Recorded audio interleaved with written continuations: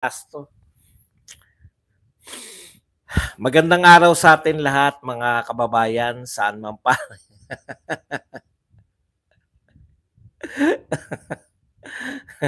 Ano yung nabasa ko? Magre-replay. Hindi pa po tayo nagsisimula. Okay.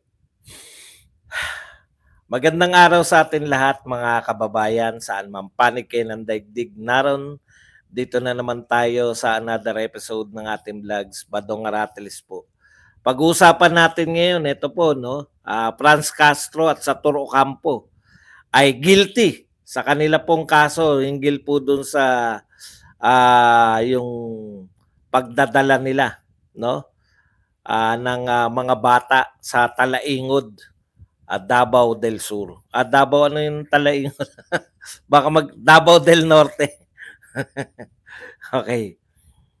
Pag-uusapan din po natin, may mga bilin po to si sa mga huling araw niya bilang DepEd Secretary na magtatapos sa July 19. May ano po siya, no? May mga habilin po siya na gusto niyang pagtuunan ng pansin ng mga liderato ng DepEd. Sana po pakinggan nyo naman si BP Sara. Hindi naman para sa kanya yun, no? Para po yun sa bayan.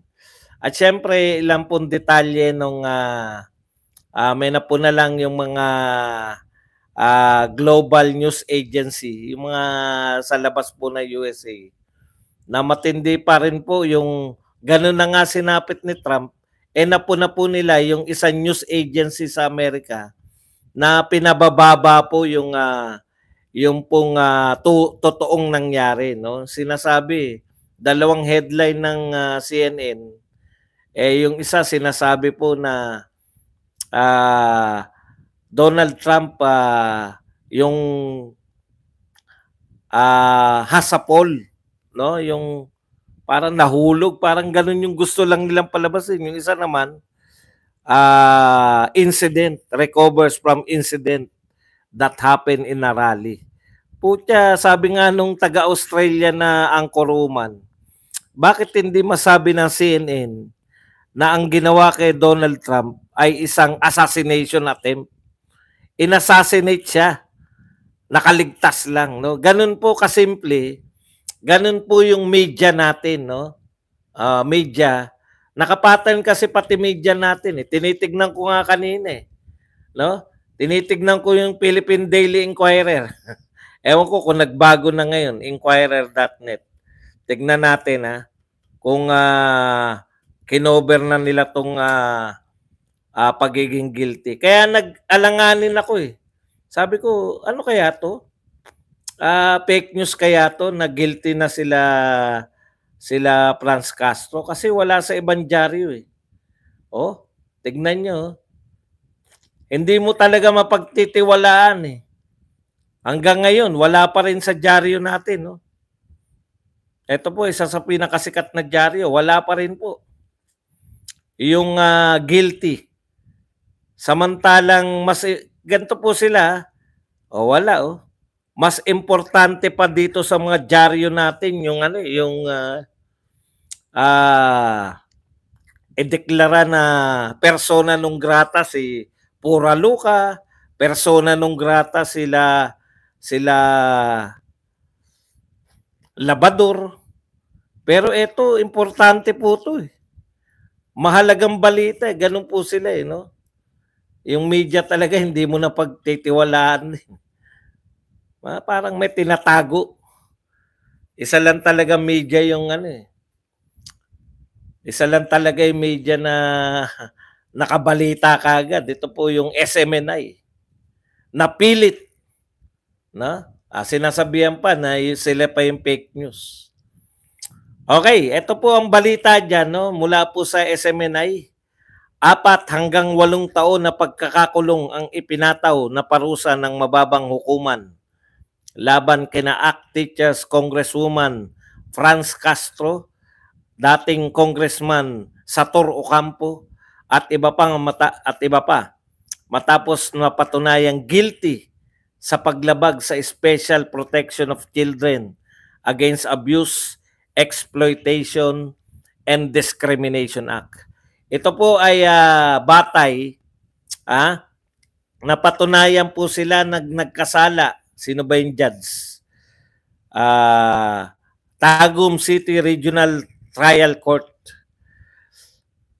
Kaugnayan po to yung sa 2018 na ibiniyahe po nila yung 14 na minor de edad. Minor de edad, binahe nila. Papunta sa Talaingod, Davao del Norte. Nauna dyan ay, hindi, galing sa Talaingod, di ba? Dinala yata sa Cebu yan. Dapat pati po yung nagkup-kup, yung mga pinuntahan. Alam ko yung mga pari ang pinuntahan ng mga yan. Okay.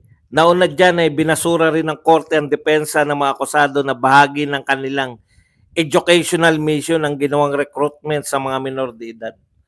Grabe yan, nasaksihan natin. No? Tapos yung magre-rescue, yung i-rescue yung mga bata mismo yung galit sa mga magre-rescue yung pulis. Nakasama na yung mga magulang. Grabe po yung impluensya ng mga to. Paano mo sasabihin na educational mission yun? Hindi naman pumayag yung mga magulang. Di ba? Talagang re-recruitin na nila yung mga kabataan na yun. Yun po yun. Educational mission, kayo pupunta ron sa lugar para kaya yung mga bata talagang ang tatapang na nun eh. Na-recall ko lang yung mga kaganapan ng panahon na yun. Anyways, so 4 hanggang 8 taon, may nagpauna na po dito kanina, may nagsabi na yan ba Badong ay ayon kay Attorney Trixie. Pagbigyan na natin at dapat kasi magtanong na lang. Sige, kung ang katanungan, makukulong ba agad? Siyempre, i-apila pa po nila yan. Parang si ano lang yan, guilty po, no?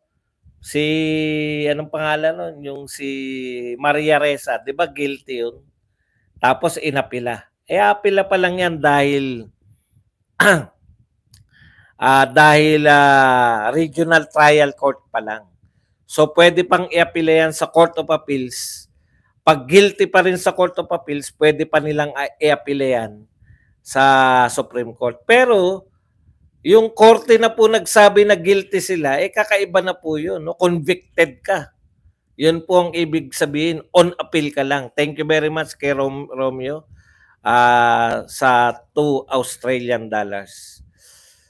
Hindi naman po final yung naanuhan ka na po na ikaw ay guilty.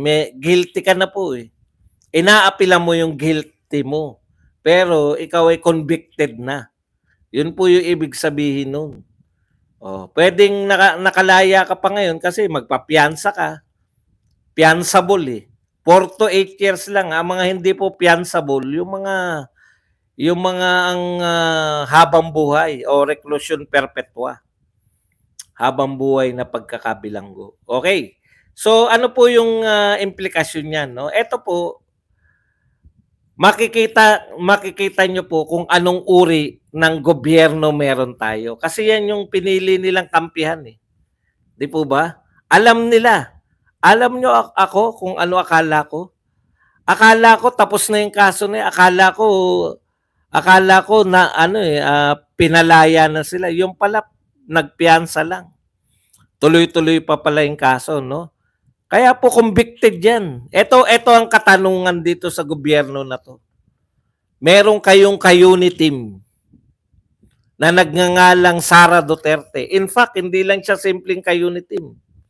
Siya ang nagpanalo kay Marcos. Kahit na bali-baliktarin niyo pa yung mundo, mapapatunayan naman natin yan sa 2028. Eh. Di ba? Madaling patunayan yan eh.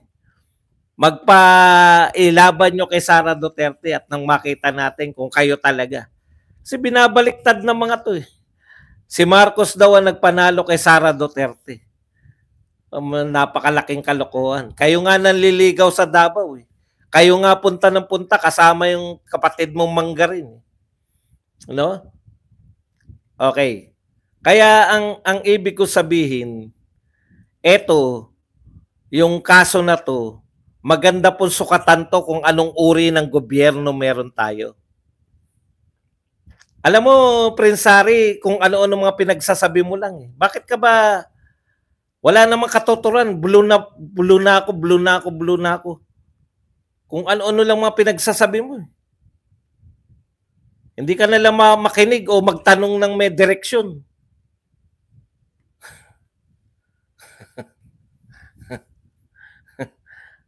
Kahit maganda na, kahit na ano na, putya, siya pa rin yung gusto niya. Sentro ka ng mundo. Gawa ka na lang ng ano mo, na sarili mong vlogs. Opo, pwede po silang tawaging convicted.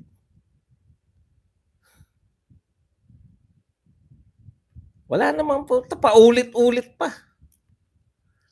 Okay, balik na po tayo. Nagawa mo na yung gusto mong gawin. Matagal mo nang gustong gawin yan eh. Napupuna na kita eh. Huwag ka mag-alala.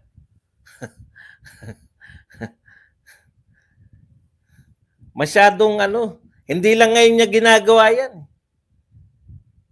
Napupuna ko, nakikilala ko yan dahil sa mga walang katotoran na reaksyon.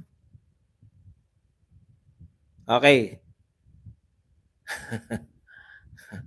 Punta na po tayo rito sa ano, sa balita. Ayan, hindi po lihim yan. Ito po si Franz Castro, attack dog. Naging attack dog po yan ni ano, attack dog nito ni anong pangalan niyan, ni Martin Romualdez, di ba? Halata natin yan. Okay, tignan nyo po kung anong uri ng gobyerno meron tayo. Yung kanilang ka-unit team. In fact, kiniklaim natin ng mga Duterte supporters na totoong nagpanalo. Kaya ako may question ako dun sa kingmaker na mga kingmaker. Tama si ano sila Jing Paras eh. Totoo ba na siya nagpanalo si ano? Kasi parang kung tatanggapin ko naman na ang totoong kingmaker si Vic Rodriguez. Ibig niyo sabihin, pwede nyo palang hindi ni-recruit si Sara Duterte. Pwede palang manalo, no? Ewan lang natin. Masasagot naman balang araw. Yun lang yung nakakasakit sa aming mga Duterte. Pag nanalo na kayo, itsepwera na lahat ng mga Duterte. Okay. Alam po ninyo, ito po, yung usapin po nila Franz Castro. Tama po yan eh. May legal version yan. Okay na yan. Alam na natin yan. Convicted si Franz Castro. Ang hindi ko lang gusto, may kaso yan eh, 'di ba? Yan nga, no? Si BP Sara walang kaso. Walang kaso. Pero ginagawa nila ng usap. Sino yung gumagawa ng usap? Etong may kaso. Si Franz Castro. At sinasakyan lang una ni Martin, pero nung nakita niya na feasible, na pwede na nating sakyan to, pwede na nating sakyan tong tao na to, si Franz Castro. Total, sinisiraan niya si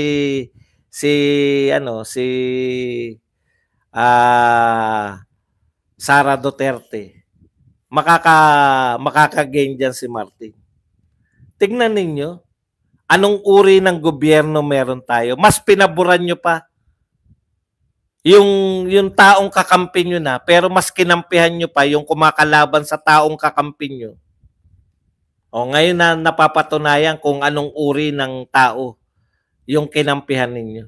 Inisyuhan nyo si BP Sara na wala naman talagang kaso. Nakakatawa na ngayon. Kasi nung una nakakapanggulat pa kayo. 11 days nagastos ang 125 million. Tignan nyo, sukatin nyo. Isang oras, lalamunin yung 20 million. Di ba mas masakit pakinggan yun? Lalamunin 20 million sa loob ng isang oras? Isang oras lang lalamunin yun. Matagal ba yung lamunan na yan? O lamon na yung tawag natin kasi 20 million.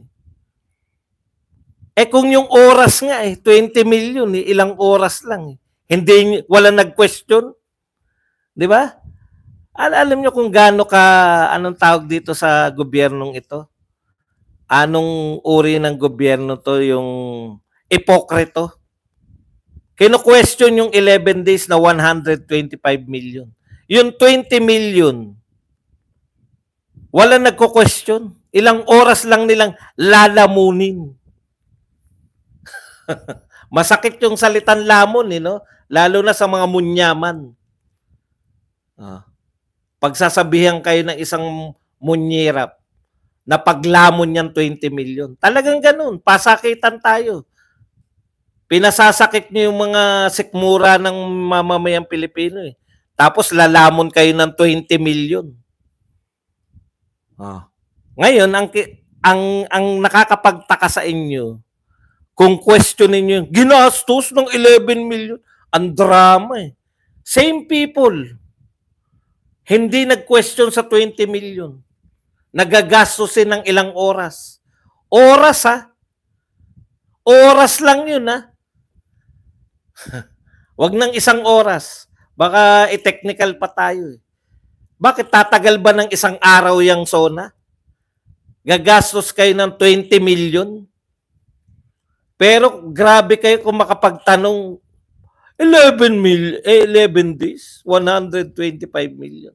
Yan po yung pinili ninyo, nakakampi. Di ba? O ngayon, convicted. May pagkakakulong na 4 to 8 years dahil sa ginawa nila sa mga bata sa Talaingod. Dinala, alam ko sa Cebu. Oo. Dinala niyo yung mga bata sa Cebu. Anong gusto nyong sabihin doon na educational? Bakit?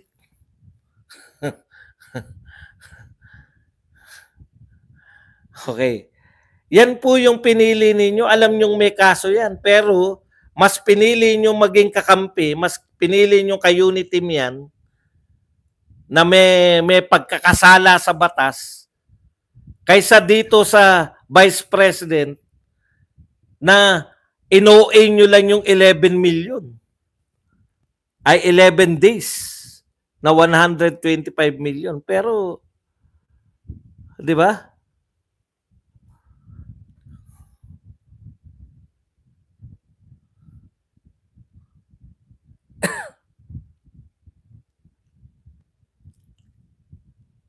Kaya mahirap po yung nagano yung kumakakantsaw kayo eh.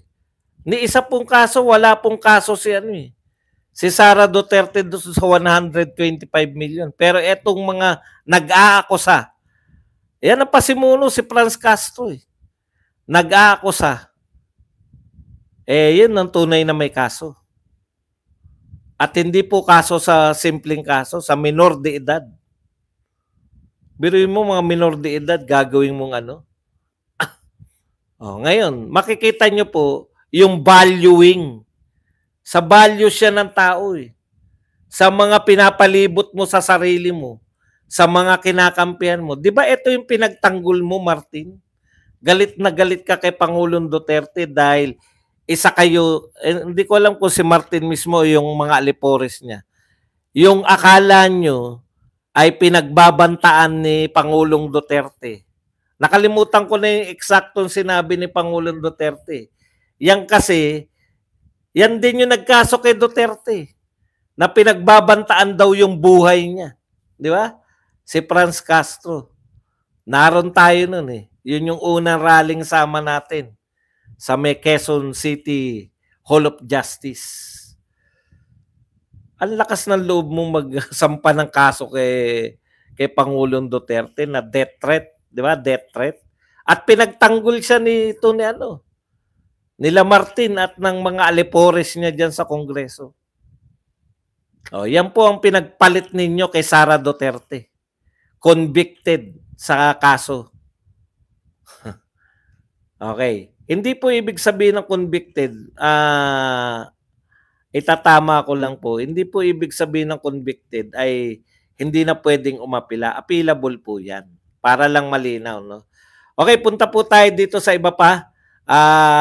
Dahil magtatapos na po, ilang araw na lang po bilang DepEd Secretary si Sara Duterte, si Vice President Sara Duterte. At siya po ay makakapag-concentrate na bilang bilang designated survivor. Bilang hahalili. Bilang hahalili sa Pangulo. Nagtataka ako rito sa mga bugok na kumukontra sa designated survivor. Actually, kahit hindi sabihin ni BP Sara, siya talagang papalit. Kasi may mga nagtatanong pa, sino nag-designate sa'yo? Sinabi na nga siya. Di ba? I designate, I appoint myself as designated survivor. Di ba? Thank you very much muna kay Teda Pilar Pineda na nagbigay sa atin ng $10. Basta tayo party-party lang, best news of late. Yan, meron tayong mga good news din.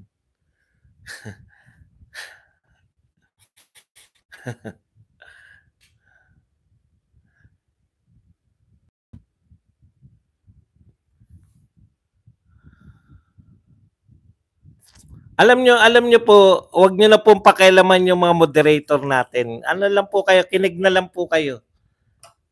Kasi kung meron talaga mahalata po yan. Yung mga nanggugulo kahit po moderator yan, hindi po porket kayo ay moderator pwede na kayong mang-asar-asar. Kasi alam ko yung punto nung isa na yun eh. Naka-blow ako. Hindi ko alam kung bakit niya sinasabi yun. Gusto mo ba sabihin na ano? May nagsabi na dito niyan. Malakas pa magpaano yun. Araw-araw halos. Nagpapakape yun. Hindi, lalaki po to. Baka mapag-isipan na naman na iba eh. Sinabi niya sa akin na hindi ko raw siya kayang galawin dito sa channel dahil alam mo na. Ayun yung gusto niya iparating. Pero inano ko po, hinaid ko po. Kaya hindi po yan lisensya para kayo asarin nyo si Badong. Okay? Magalangan lang tayo. Okay, punta po tayo rito sa isa pang balita. Si BP Sara po bilang natitirang ilang araw, pinagbili na niya yung mga tao sa DepEd na sana, ito yung ano, ito yung gusto natin na tuloy-tuloy, no? Sinasabi ni BP Sara, tuloy-tuloy yung recruitment.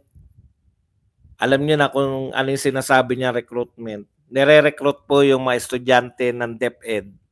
Lalo na yung mga anong tawag doon? Yung lumad yung mga indigenous na mga estudyante kasi mas ano sila, mas prone sila eh.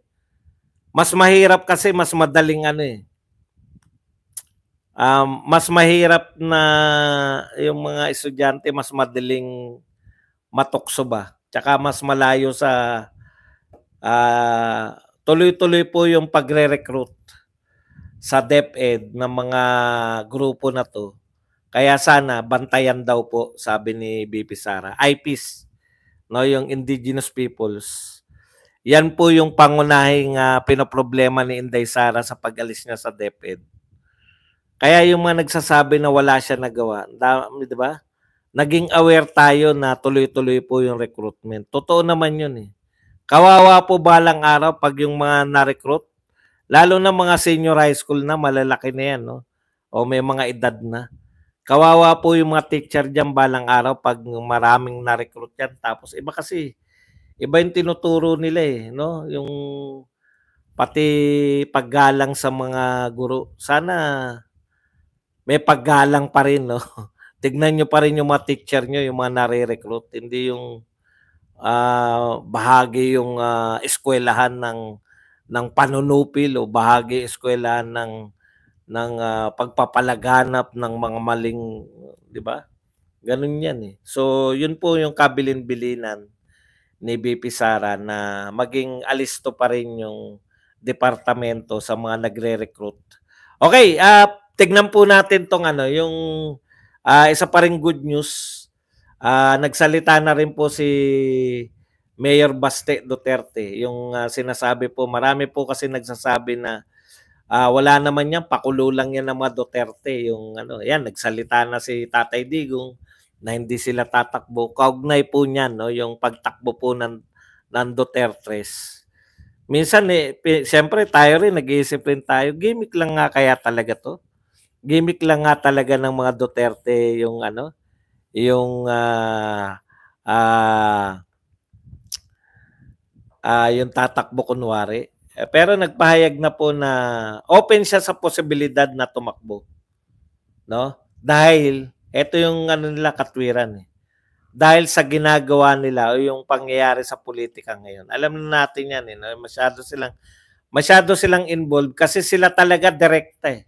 Yung taga Davao talaga, pumapalag na po yung mga taga Davao. Si Bato pumalag na, 'di ba? Sabi niya, "Putya, yung Davao City, maganda yung samahan ng community tsaka ng mga kapulisan, 'no? Magkakaroon talaga ng, ang sabi ni Bato, bilang PNP chief 'to, magkakaroon talaga ng demoralization." Kasi hindi nila alam, eh. Alam niyo 'yun? Magagalit talaga yung mga pulis dahil, "Putya, ano ba yung ginawa naming mali? Mali na ba yung, sumunod o makipagtulungan ka sa mayor? Merong maganda kayong kaso." Ano yung parang ang hirap, eh. Susunod ka ba? Alam mong tama yung ginagawa mo, pero dahil gumaganda yung imahe nung lugar mo. Alam niyo yun?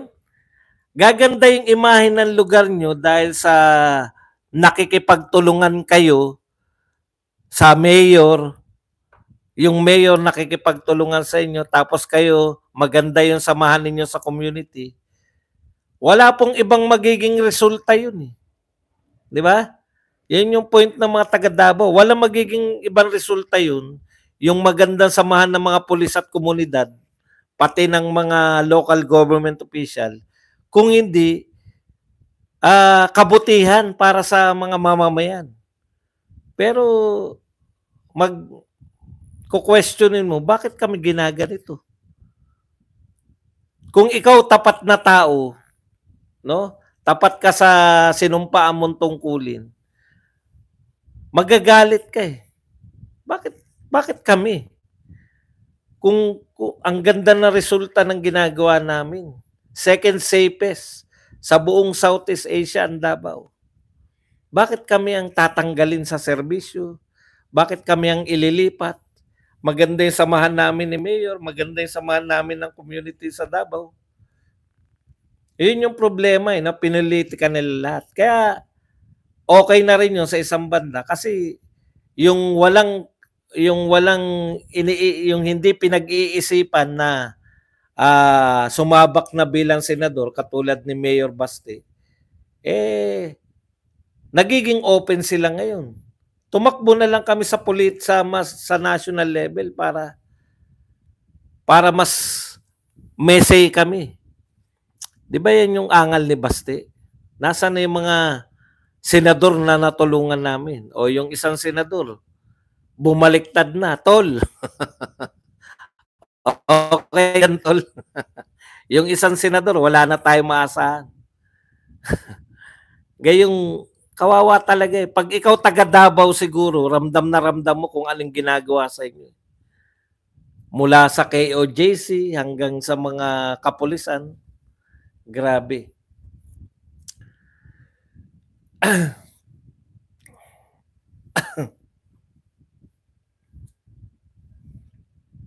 Okay. Ano pa ba ang ating tatalakayin? Teka lang, baka may nakakalimutan pa tayo. Yun na nga, no? Ang dami pong lumalabas ngayon. Hindi pa pala kilala, pero dito sa atin, ang balita, may mga nagko-comment po sa atin, Republican din daw yun. Di ba?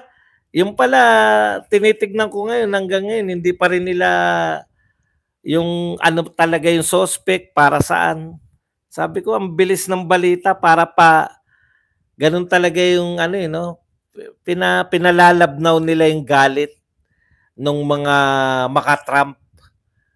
O, di ba? Pinabababaw nila na ito ay insidente lang, hindi assassination attempt sa mga headline nila. Ganun din dito pag yung dyaryo natin. Imbis Imbis na ang sabihin sa headline Sara Duterte, pinakamataas pa rin sa survey. Hindi po Sara Duterte, bumaba na sa survey. BBM, tumataas. Kung titignan mo no, mas mataas pa si Sara Duterte. Grabe, ganun po mag-manipulate. No?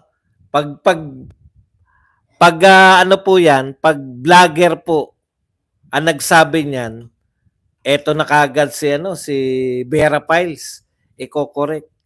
Biruin niyo yung mga correction sa akin ni Vera Piles. Inahilin tulad ko yung yung ICC sa bagong people power. Di ba? Sabi ko kasi, wala na hindi na nila mapatalsik si Duterte sa pamamagitan ng people power. Wala nang people na sasama. Kaya, sinubukan nila tong ICC. Baka dito nila mapatalsik sa pwesto nung panahon ni Duterte. Kaya sabi ko, ito ang bagong people power nila. Diba? Tapos, ano ka kagad nun? Ipe-fake news ka kagad. hindi naman yun yung ibig mo sabihin. Wala talaga kang paglalagyan. Ganyan talaga ang media. Basta ang media, ang alam lang natin sa media ngayon ay ang media ngayon ay hindi siya patas. Dati pa naman yung medyang ganyan. Kaya lang, ngayon lang medyo talagang kitang-kita natin, no? Yung hindi pagiging patas. Okay. Yan lang po yung ating paksa. Pwede na po kayong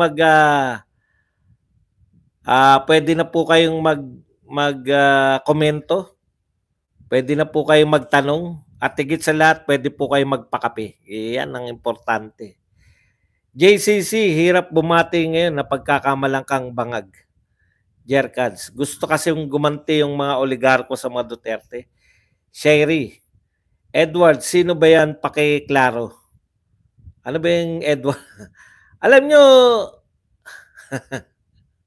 media, sino pa ba? Ayan. Sa mga gustong tumulong, magpakape kayo. Jer, JC9. Payag yung mga pulis na pinaglalaruan lang sila. Ano na nangyari sa pamumunuan ng kapulisan? Palag-palag din paminsan-minsan. Alam mo, Rani Escleto, yung pulis at militar, iba yung upbringing nila sa atin. Tayo, civilian, democratic tayo. Sa kanila, meron sila, obey first before you complain. No? Iba po yung mindset po ng kapulisan at saka ng mga sundalo. Hindi po pwede sa kanila yung mindset ng civilian na pwede kang tumutol. Obey ka lang ng obey, yun po yun Kasi pag hindi po nag-obey, pagkatulad po natin yung mga kapulisan, wala pong mangyayari sa bansa natin. Kasi kada utos ng parang ipinagpapalagay mo na yung general mo o yung mas nakakataas sa'yo, tama yung inuutos niya sa'yo kaya susundin mo. Ganun yung ano nila. Tama yun kasi pulis at militar yan. Pag nagdalawang isip pa pulis at militar, yari tayo dyan, di ba? Pag inorderan ka ng commander mo, lalo na sa labanan, kaya lagi po may pananagutan yung commander. Yung nag-uutos sa kanila na yung Davao City. Hindi po yung mga pangkaraniwang pulis. Hindi po yung mga pulis na ina-assign lang. Sir Bas, pwede pa bang kumandidato ang isang convicted? Hindi pa naman po final yung conviction niya. Kaya pwede pa. Kaya nakapag alam ko pag final na with finality na. Nakalagay naman yun with finality. Sa lahat po ng hatol, meron po yun na nakalagay dun. Hindi lang, pero sigurado ko dun na marami pong convicted na nakatakbo Bigyan natin na halimbawa yung mga maraming senador na convicted, nakakatakbo pa rin sila. Kasi nakapagpiyansa nga sila, ibig sabihin hindi pa siya final. Tsaka depende sa parusa. Yun ang hindi ko na sigurado. Kung ilang kung ilang taon dapat para ka hindi makatakbo. Pero ang tinitiyak ko, sa mismong dun sa verdict nakalagay dun na hindi ka na po pwedeng tumakbo. Kinakailangan in-state ng judge yun. Yan. Sa pagsubaybay natin rito sa mga kaso-kaso rito. Malalim yung Trump case, boss, Buds. Naalala mo ba si JFK, pinatay dahil tutol sa Vietnam War? Ganyan din kay Trump. Ayaw ni Trump sa digmaan kaya gustong patayin. Malalim ang pagtingin ng mga Amerikano. Correct. Kaya battle yan ng ano eh, yung battle nila. Tapos, before niyan, ewan ko lang yung mga taga-US pwede nyo akong i-correct. Before niyan, maraming nananawagan na itumba na yan si Trump. Alam mo yun, masyado silang democratic eh. Sa atin, ano lang eh, hirap na hirap pa tayong sabihin na Marcos alis dyan eh. Pero sa kanila, talagang itumba si Trump ang panawagan ng mga tao eh. Ng mga kalaban ni Donald Trump eh. Kung may tumalima doon, merong malaya yung baril sa kanila eh. Kung merong medyo may sapaw.